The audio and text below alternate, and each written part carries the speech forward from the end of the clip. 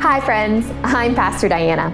Welcome to another daily devotion. I'm so glad you've chosen to spend this time with God and with me.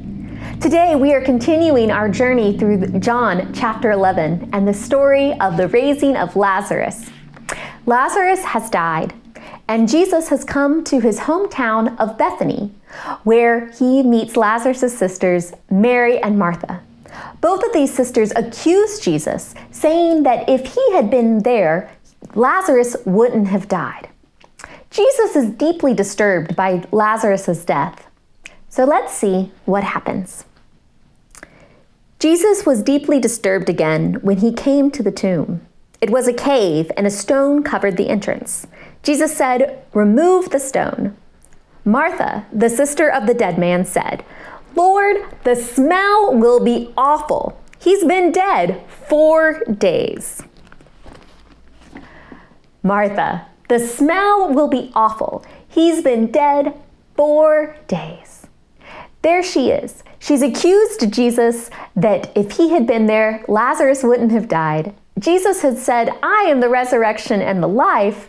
And when Jesus goes to encounter Lazarus, Martha reminds him of the practicalities of life, the smell, the things that we know are going to happen, the things we know that are true, the things that we might be encountering as we move from death to life. Martha reminds Jesus of that practicality, of that. But let's see what happens. Jesus prays to God, and then Jesus shouted with a loud voice, "Lazarus, come out." The dead man came out, his feet bound and his hands tied, and his face covered with a cloth.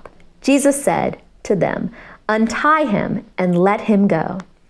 Therefore, many of the Jews who came with Mary and saw what Jesus did believed in him. Even as Martha reminds Jesus of the practicalities of life, of what it means practically for Lazarus to have died, Jesus goes and offers a new way. Jesus says, "Come out." Jesus says, "Untie him, let him go," because Jesus helps us move from death to new life. What are the things that you are having to do today as you establish a new normal? What are those practical things, those smells of life that you are having to encounter? And at the same time, what are the things that you need to let go of? What are the things that you need to, the things wrapping you up, binding you, that you need to drop? Are they old routines? Are they old ideas or expectations? What are the things that you need to let go of so that you can experience new life, even as you also make sure you're taking care of the smells of life? Will you pray with me? Gracious and loving God, I pray that you be with me now as I encounter the smells of life and also discern what are the things that I need to let go of.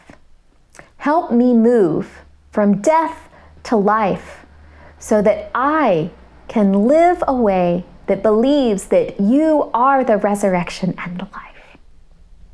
Amen.